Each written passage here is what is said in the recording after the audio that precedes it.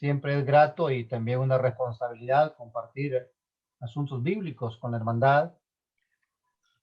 Pues estamos expuestos al error y esperamos que también estemos con la disposición de aceptar las correcciones. Quiero usar el tiempo que me dan y hablar acerca de un mal silencioso, un pecado silencioso llamado el orgullo. Y queremos comenzar con algunas preguntas al respecto. Por ejemplo, ¿qué es el orgullo? Queremos más o menos visualizarlo según la palabra de Dios. Segundamente, ¿cómo nos afecta el orgullo? Terceramente, ¿puede una persona saber que padece de orgullo? Cuartamente, ¿qué dice Dios respecto al orgullo? Y por último, ¿se puede superar el orgullo? Son algunas preguntas que hemos levantado con la intención de que analicemos cada una de ellas y saquemos la mejor de las conclusiones amparados en la palabra del Señor. Esta palabra orgullo aparece muy pocas veces en la Biblia. De hecho, dicha palabra ni siquiera aparece en el Nuevo Testamento. En lugar de la palabra orgullo aparecen algunas palabras cercanas, tales como la soberbia, la contumacia, la altivez, la arrogancia, etcétera. Sin embargo, el concepto acerca del orgullo es abundante, tanto en el Antiguo como en el Nuevo Testamento. Cabe mencionar que hay muchas palabras que no aparecen en el Nuevo Testamento ni en el Antiguo. No aparecen textualmente la palabra, sin embargo, los conceptos son claramente visibles. No encontramos la palabra, por ejemplo, membresía local, pero es un concepto fácilmente comprobable. No encontramos la palabra, ¿cómo se llama? La autonomía de la iglesia. Sin embargo, es también un asunto que fácilmente se puede comprobar y así sucesivamente una serie de palabras que no están por ahí, pero que se ve el concepto, se encuentra. Thomas Jefferson, uno de los hombres más icónicos de los Estados Unidos, manifestó en alguna de sus memorias su temor por su país, los Estados Unidos, después de conocer por medio de la Biblia acerca de la justicia de Dios y de las letales consecuencias que trae consigo el orgullo. Así lo manifestó este señor muy conocido en la historia de este país. La palabra orgullo aparece en su definición acompañada con muchas otras palabras tales como la altivez, la vanagloria, la arrogancia, el hinchamiento, el envanecimiento, la obstinación, etc. Se define como la pretensión de la autosuficiencia y la autoexaltación. Es un estado opuesto totalmente a la humildad. Eso es, así se define en algunos diccionarios la palabra orgullo. El orgullo está más cercano, más asociado con el narcisismo, con la vanidad. Es fácilmente confundible con la soberbia. Sin embargo, hay una línea muy delgada entre ambos conceptos, entre ambos nombres, pero también hay diferencia al mismo tiempo. Esta palabra procede del griego gazón, del hebreo gazón y del griego uperfanía. Es la estima propia exagerada que ciega a su poseedor, a las debilidades y peligros y pavimenta el camino a su humillación y destrucción. El orgullo tiene un costo muy alto por muchas razones. Y lo primero que debemos entender es que el orgullo es pecado. Y si es pecado, entonces la persona que lo posee tiene problemas con Dios. Pero su mismo orgullo o soberbia no le permiten reconocerlo o aceptarlo, ya que en su propio mundo solo él o solo ella están en lo correcto. No sé si ustedes han tenido alguna plática con un orgulloso. Orgulloso en el sentido maligno, porque hay un orgullo sano también. Si lo han hecho, creo que no han tenido mayor problema para detectarlo. El orgullo es parte de la personalidad del individuo, lo cual lo convierte en un pecado permanente, en algo constante, ya que es algo íntimamente ligado a la persona. El orgullo no solo afecta a no creyentes, sino también a muchos creyentes, tristemente.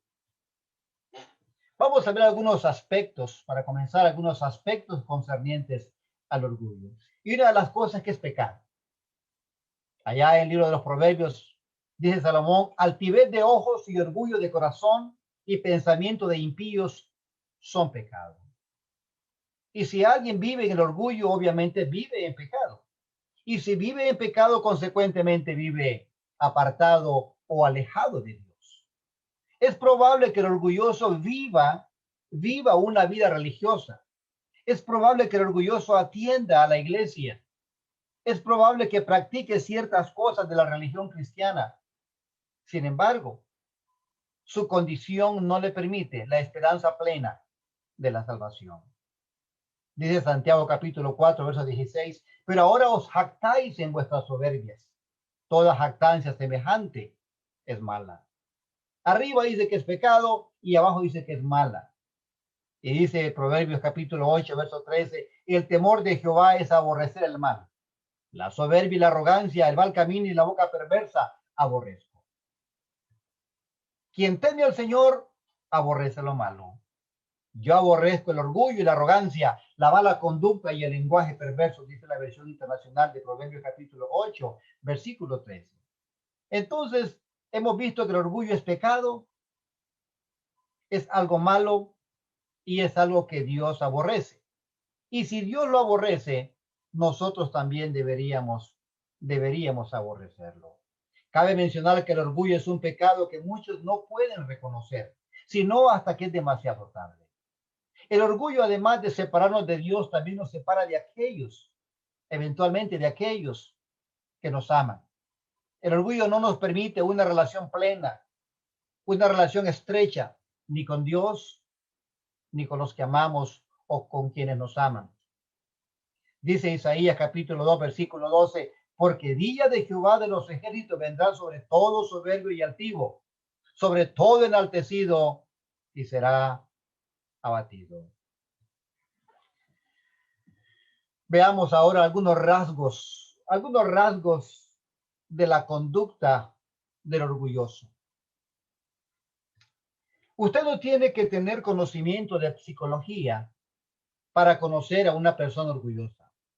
Basta contratar a tal persona por poco tiempo para saberlo, ya que la conducta de los orgullosos es inconfundible.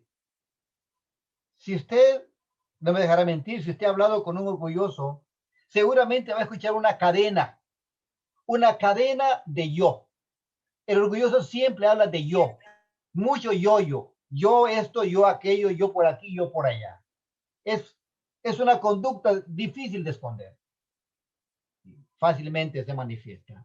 Entre muchas de las características de la persona orgullosa, podemos mencionar las siguientes. Es soberbio, es altanero, es arrogante.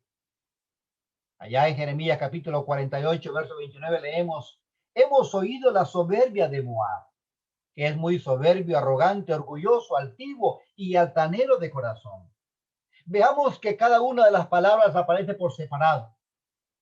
Dice que Moab, probablemente la nación y no precisamente el hijo de Lot, dice que la conducta de Moab era de soberbia, era de arrogancia, era de orgullo, era de altivez y era de altanería de corazón.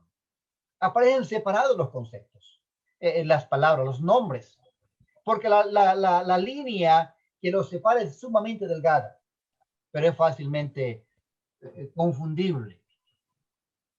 Y uno de los ejemplos más claros de entender fue la soberbia y el orgullo de Faraón. Aún todas las plagas que Dios mandó sobre él no le permitieron quebrar el orgullo, arrasando consigo mismo, arrasando con su familia y aún con su nación. Y Faraón respondió, después de la petición de Moisés, ¿quién es Jehová para que yo oiga su voz y deje ir a Israel? Yo no conozco a Jehová, ni tampoco dejaré ir a Israel. La historia en torno a este hombre, la mayoría de ustedes la conocen. Cómo terminó de humillado, sin embargo, aún así no quiso dejar su orgullo. Y una vez Isaías 2:12 nos dice, porque día de Jehová de los ejércitos vendrá sobre todo soberbio y altivo, sobre todo enaltecido, y será abatido. Este era Faraón. El orgulloso es tosco, es grosero y rústico. Sin afecto natural, dice Pablo, implacables, calumniadores, intemperantes, crueles, aborrecedores de lo bueno.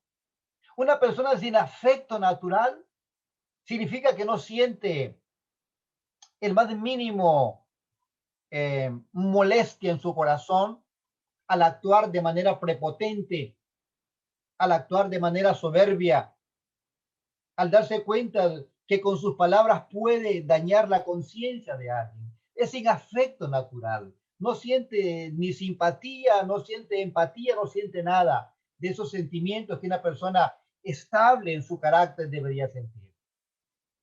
También el orgulloso usualmente es calumniador, es intemperante, tiene un temperamento voluble, es cruel y aborrece mayormente lo bueno. Pablo agrega a los romanos murmuradores, detractores, aborrecedores de Dios, injuriosos, soberbios, altivos, separadas las dos palabras, inventores de males, desobedientes a los padres. Estamos viendo algunas de las formas en que se puede identificar una persona orgullosa. ¿Y quién no sabe la historia del hermano del hijo pródigo?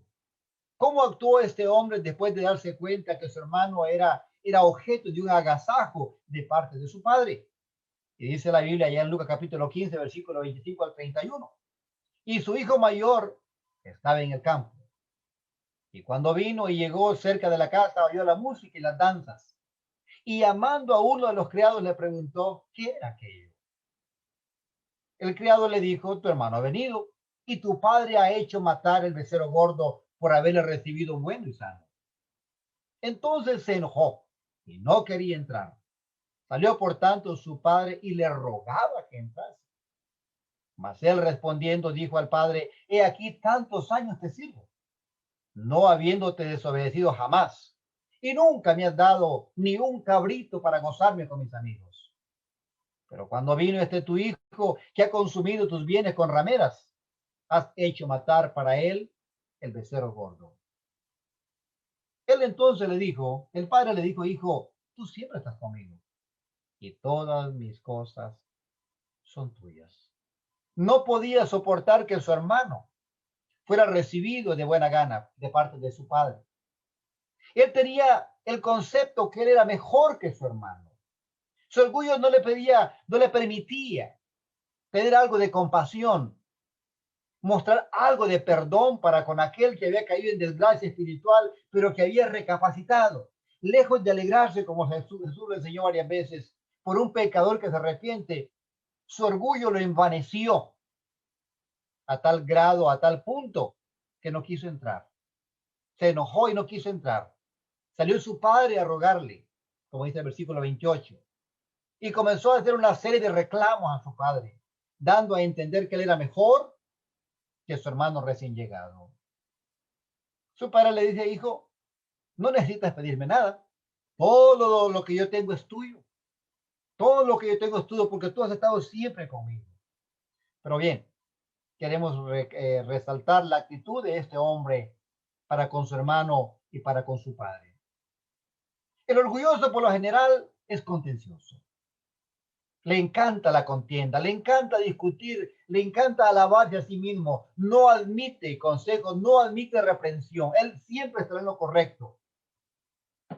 Porque el siervo del Señor no debe ser contencioso, sino amable para con todos, apto para enseñar, sufrir. Uno de los grandes problemas que padece el orgulloso es sorder. No oye a nadie. Está encapsulado en su mundo. Está metido en su propia forma de pensar. Y es muy difícil sacarlo de ahí. Bastante difícil. Pablo, sabiendo que en la iglesia de Corinto habrían algunos que contenderían acerca del cabello, concluye esa porción diciendo, con todo eso, si alguno quiere ser contencioso, Nosotros no tenemos tal costumbre ni las iglesias de Dios. ¿Para qué vamos a discutir o contender por algo que está claro? Por algo que viene de Dios mismo. No hay razón de hacerlo. Y en Deuteronomio capítulo 17, versículo 11 al 12, dice la palabra del Señor, después de que Dios dio la ley a Israel a través de Moisés, según la ley que te enseñen y según el juicio que te digan, harás. No te apartarás ni a diestra ni a siniestra de la sentencia que te declaren. Y el hombre que procediere con soberbia, no obedeciendo al sacerdote, que eran los voceros de Dios, que está para ministrar ahí delante de Jehová tu Dios, o al juez, que era otro tipo de autoridad, el tal morirá. Y quitarás el mal del medio de Israel.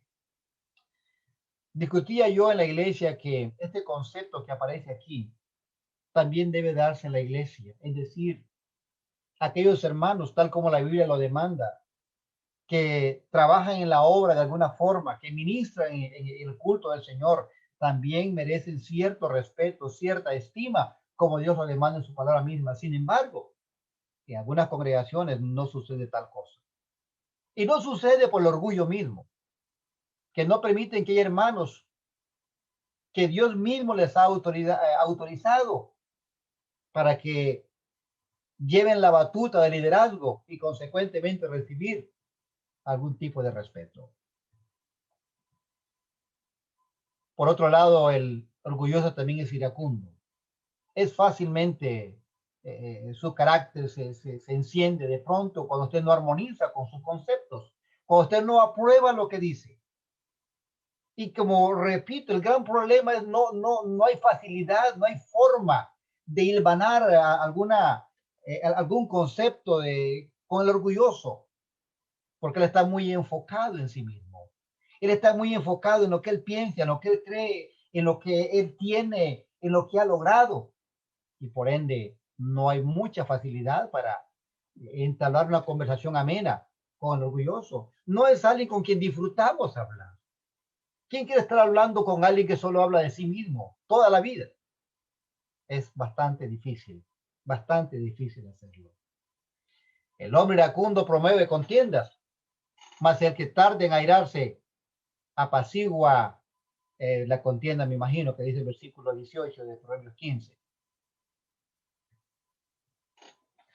Y otro hombre que se destacó o que se destaca en la Biblia por su soberbia o por su orgullo es el gran Naamán, el gran general del ejército de Siria, que padecía de un mal eh, poco curable en aquellos tiempos, dependiendo de la intensidad. Y el rey y una criada lo convence de ir a Israel a buscar al siervo de Dios para que fuera curado de su lepra. Ahí hubo una confusión, ahí hubo un tremendo lío, un escándalo ahí por la mala información que fluyó en esta situación. Sin embargo, vamos a concretarnos a leer el momento en que Naamán llega a la casa del varón de Dios. Y dice el versículo 9, y vieron a Naamán con sus caballos y con su carro y se paró a las puertas de la casa de Eliseo. Supongo yo que él pensó impresionar al varón de Dios con toda la pompa con que se hizo presente. Pero Eliseo ni siquiera salió. Entonces Eliseo le envió un mensajero diciendo, ve y lávate 7 veces en el Jordán y tu carne se te restaurará y serás limpio. Yo no sé qué oyó Naamán, pero yo no lo veo nada difícil. Claro que yo lo estoy leyendo miles de años después o cientos de años después. Ve al Jordán, el lugar es claro, el río Jordán. Zambúllete 7 veces, no es difícil de contar 7. Y el resultado sería que tu carne se te va a restaurar. ¿Qué tan difícil es?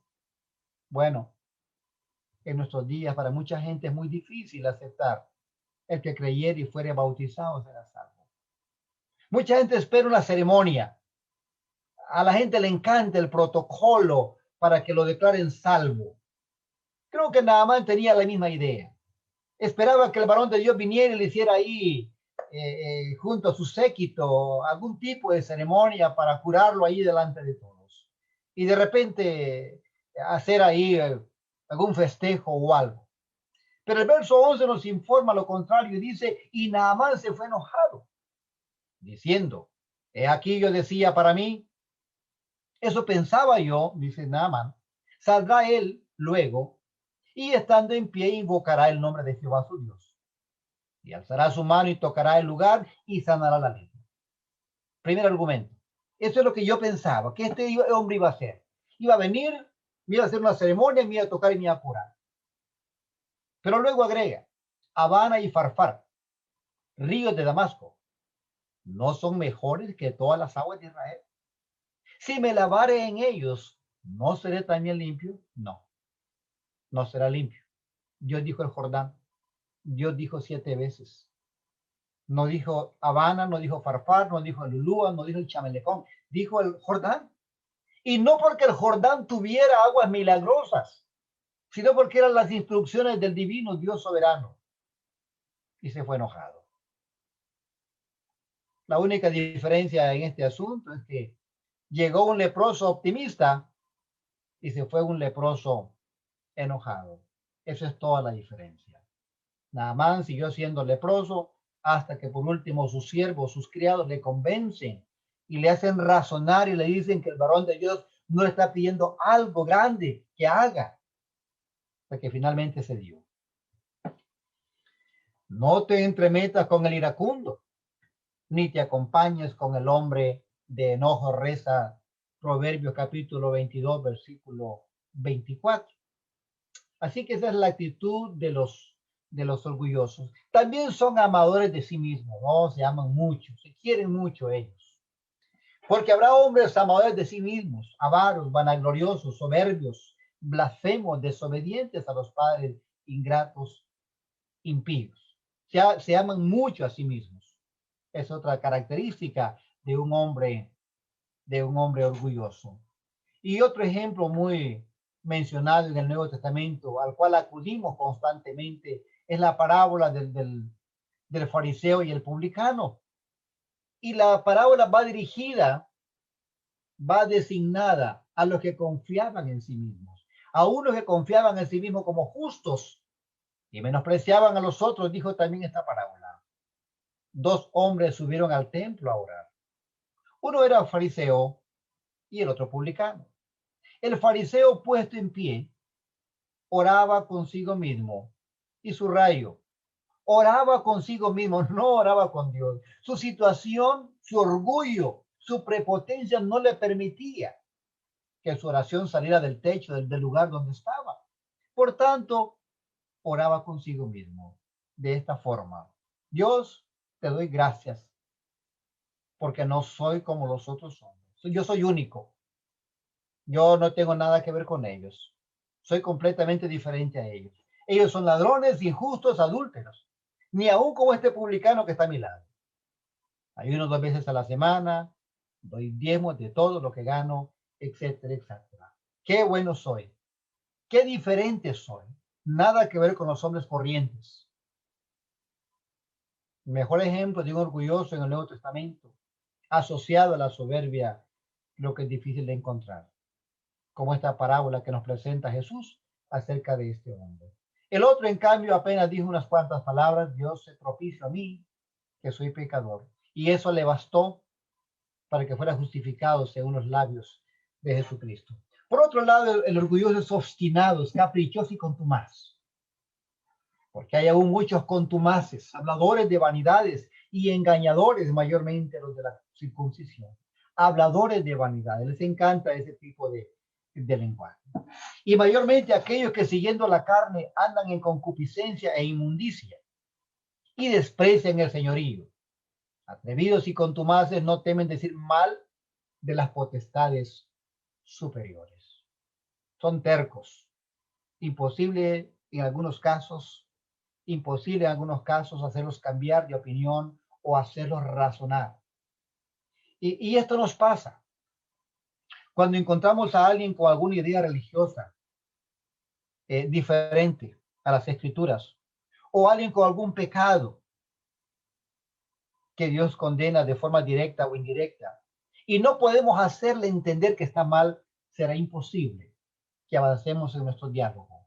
Había un hombre, un buen hombre, puedo catalogarlo como un buen hombre, que nunca admitió, creo que aún vive, que fumar era pecado. Su concepto era que con fumar no le hacía daño a nadie.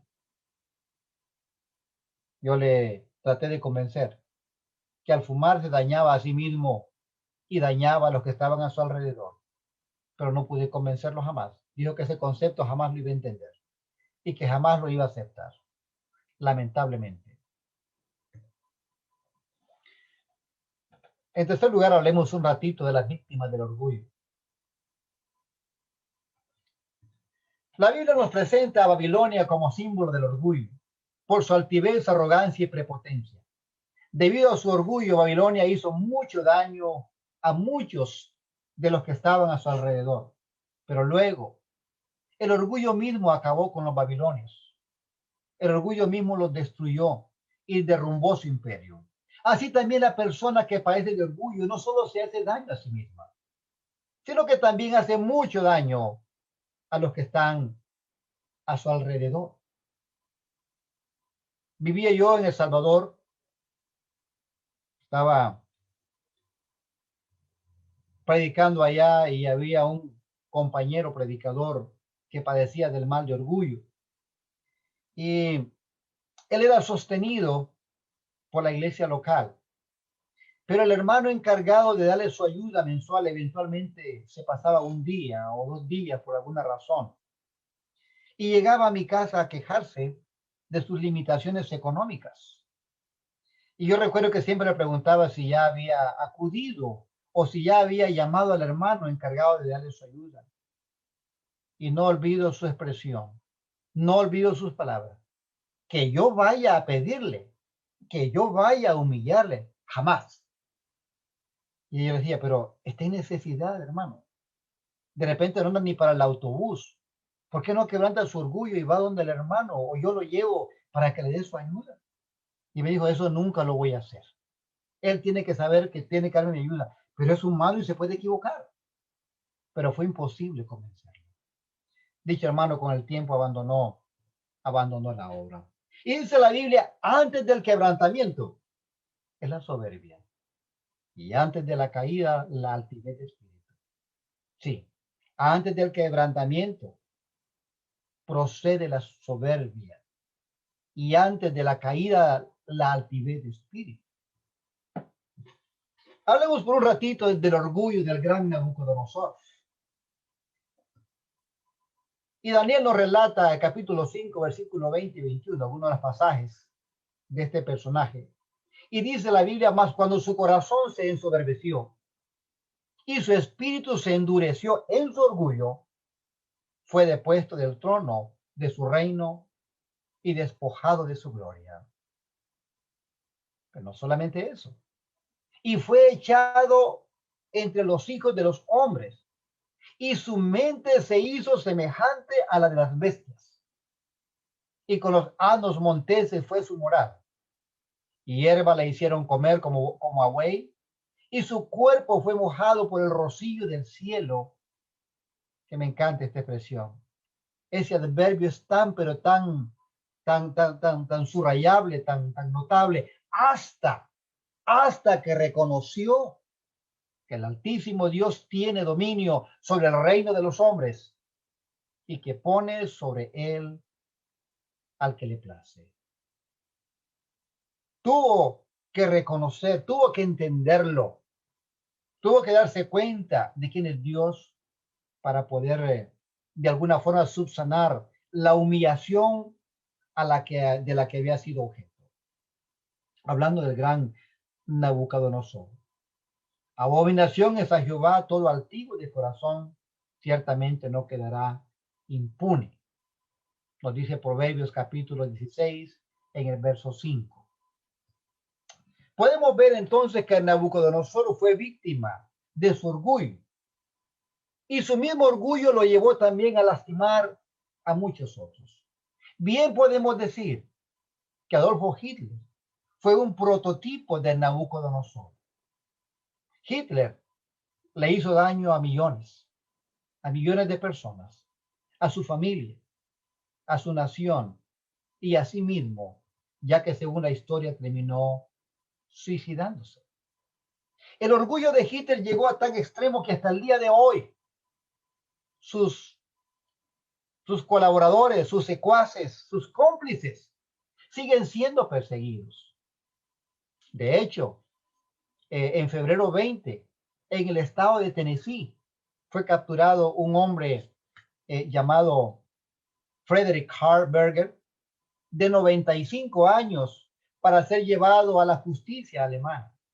Podemos darnos cuenta hasta dónde puede alcanzar la magnitud del daño que puede hacer el orgullo.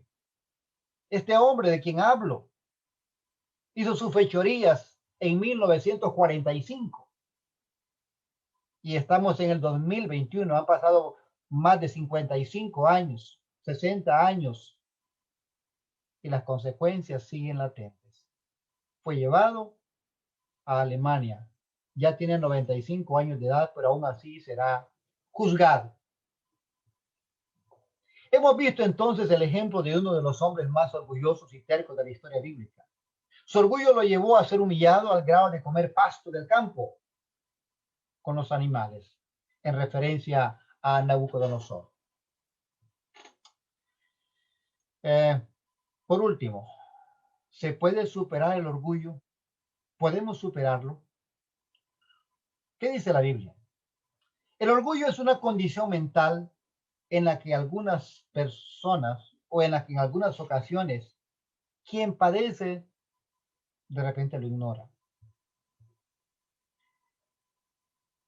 En algunos casos el orgullo ha sido un estilo de vida de algunas personas desde la niñez por razones variadas. Sin embargo, una vez percatados que padecemos de dicho mal, debemos procurar superarlo. Yo creo que si alguien nos lo dice, si alguien nos muestra la evidencia de que hemos caído en la garra del orgullo, debemos hacer algo al respecto y no ignorarlo. Vamos a ver algunos consejos bíblicos. La primera cosa que tenemos que hacer cuando nos percatamos o si nos percatamos que hemos caído en el orgullo es reconocer que el orgullo o la soberbia o la altivez que están asociados es un pecado. Y como reitero y repito, y si es pecado, tenemos problemas con Dios. Y si es pecado, no podemos adorar en paz. Y si es pecado, tendremos problemas al morir. Y si es pecado, moriremos sin esperanza y veremos de lejos el reino celestial. En Isaías 2:11 leemos, la altivez de los ojos del hombre será abatida y la soberbia de los hombres será humillada y Jehová solo será exaltado en aquel día. Exactamente, reconocer que el orgullo es pecado. Santiago agrega, pero él da mayor gracia. Por esto dice, Dios resiste a los soberbios y da gracia a los humildes. Dice el apóstol Pablo en los Corintios que no es el que uno se alaba, el que es aprobado, sino aquel a quien Dios aprueba o aquel a quien Dios alaba. La segunda cosa es entender que solo Dios es grande. Debemos entender que pueden haber personas mejores que nosotros. Tenemos que dar ese margen, entender que hay y habrán hermanos con mayor capacidad o con mayores virtudes o con mayores talentos que nosotros. Ser inferior en conocimiento, ser inferior en talentos, no me hace inferior ante los ojos de Dios. Y hemos de entender que habrán personas con mejores talentos que nosotros. Pero que sobre todas las cosas, solo Dios es grande. Eso debemos entenderlo. Dice Lucas allá en el libro de los Hechos, el capítulo 17, versículos 24 y 25, y luego el verso 28, el Dios que hizo el mundo y todas las cosas que en él hay, siendo Señor del cielo y de la tierra, no habita en templos hechos por manos humanas, ni es honrado por manos de hombres, como si necesitase de algo. Pues Él es quien da a todos vida y aliento y todas las cosas. Porque en Él vivimos y nos movemos. Y somos como algunos de vuestros profetas también lo han dicho. Porque al linaje suyo somos. Es necesario entonces que entender que solo Dios merece ser llamado grande. Tercero, aceptar consejo y amonestación antes o después de la humillación. Por lo general, el soberbio o el orgulloso termina siendo humillado, tarde o temprano.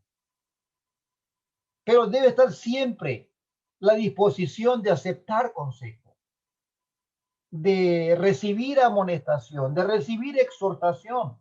Y si alguien detecta, denota que tenemos orgullo y con amor viene a exhortarnos, lo menos que podemos hacer es guardar silencio y escuchar por un ratito, mayormente si viene con la palabra de Dios abierta. Le dijo Daniel a Nabucodonosor antes de ser quebrantado: por tanto, oh rey, acepta mi consejo. Tus pecados redime con justicia y tus iniquidades haciendo misericordias para con los oprimidos. Pues tal vez será eso una prolongación de tu tranquilidad. Acepta mi consejo. Daniel sabía de la actitud orgullosa de Nabucodonosor y dijo: acepta mi consejo, déjate llevar, aliviate de tus pecados y eso te puede traer alguna tranquilidad a tu espíritu. En la misma hora se cumplió la palabra sobre Nabucodonosor y fue echado de entre los hombres y comía hierba con los bueyes y su cuerpo se mojaba con el rocío del cielo hasta que su pelo creció como plumas de águila y sus uñas como las aves como las de las aves, perdón. No oyó Nabucodonosor la voz del profeta. Tuvo que ser quebrantado para aceptar su condición, su problema serio en el cual había estado sumido por toda su vida. Tuvo que ser humillado, tuvo que ser quebrantado para quebrantar ese orgullo, esa soberbia que lo caracterizaba entre los demás. Pero mire, la reflexión de Nabucodonosor un tiempo después agrega: mas al fin del tiempo yo, Nabucodonosor, alcé mis ojos al cielo y mi razón me fue devuelta. Y bendije al Altísimo y alabé y glorifiqué al que vive para siempre, cuyo dominio es sempiterno y su reino por todas las edades. Todos los habitantes de la tierra son considerados como nada. Y él hace según su voluntad en el ejército del cielo y en los habitantes de la tierra. Y no hay quien detenga su mano y le diga: ¿qué haces? En el mismo tiempo mi razón me fue devuelta y la majestad de mi reino, mi dignidad y mi grandeza volvieron a mí. Y mis gobernadores y mis consejeros me buscaron y fui restablecido en mi reino y mayor grandeza me fue añadida.